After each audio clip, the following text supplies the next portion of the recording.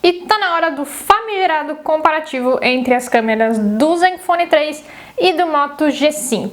Se você caiu aqui de paraquedas no canal, eu falo de fotografia para quem não é fotógrafo, fotografia de celular e dicas simples para você se virar mesmo que você não entenda nada de fotografia. Antes de eu fazer o pequeno comparativo entre o Moto G5 e o Zenfone 3, não esquece de assinar o canal, dá um joinha nesse vídeo, a gente se vê várias vezes por semana. Se você já está acompanhando, nos últimos dias testei a câmera do Moto G5 e tenho usado a câmera do Zenfone 3, que é o meu telefone do dia a dia, desde outubro. Então sempre que eu começo a usar um telefone novo com uma câmera diferente, vocês me pedem um comparativo com o Zenfone 3.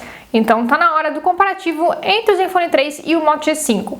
Já adianto que eu estava um pouco resistente em fazer esse comparativo. O Moto G5 é um telefone de entrada, ou seja, muito básico, como eu falei na minha review, com uma câmera muito básica.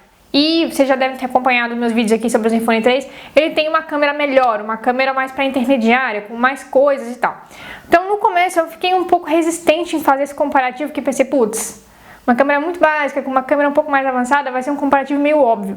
Mas, mesmo assim, muita gente pediu, e aí eu botei as fotos uma do lado da outra, então acho que vale a pena fazer algumas observações. Em termos de configuração, o Zenfone 3 tem 16 megapixels de câmera traseira, 8 de câmera frontal, ele é um pouquinho melhor, flash de LED, foco por toque, e o G5 tem 13 megapixels de câmera traseira, 5 de câmera frontal, também flash de LED e foco por toque. O tamanho da tela não faz muita diferença pra gente aqui, mas a título de comparação, a tela do G5 é 5.0 e do Zenfone é 5.5, ou seja, o G5 é um pouquinho menor. Então se você tem a mão menor que nem a minha, talvez o G5 seja mais fácil para você segurar. Não quero fazer um comparativo muito longo, então vamos à comparação propriamente dita. Vocês vão ver algumas fotos na tela enquanto eu falo. E se você viu a minha review do Moto G5 nos últimos dias, foi ontem, antes de ontem, já não sei.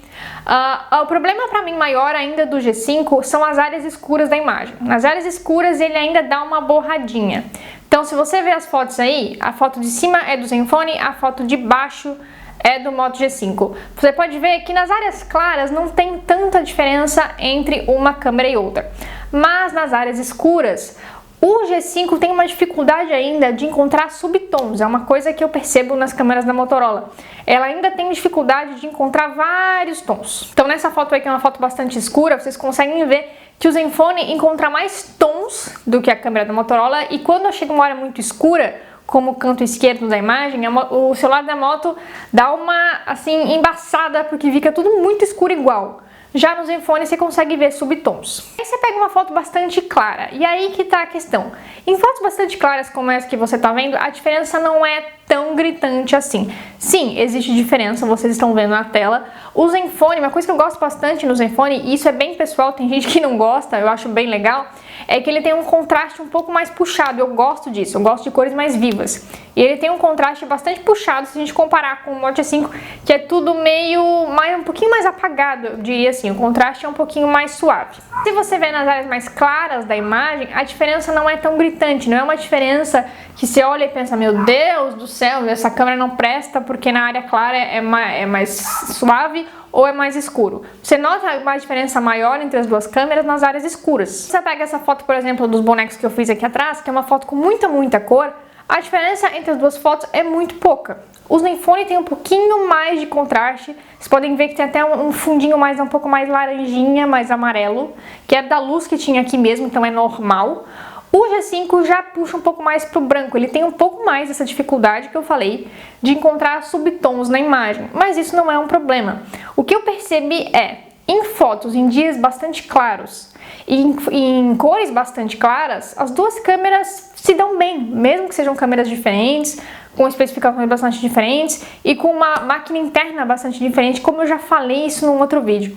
E em áreas brancas, em áreas claras, eu não vejo uma diferença que seja preocupante. Ah, nossa, comprei o Moto G5 e agora tô vendo esse comparativo, meu Deus do céu. Fotos claras, áreas claras, eu não acho que tenha um problema.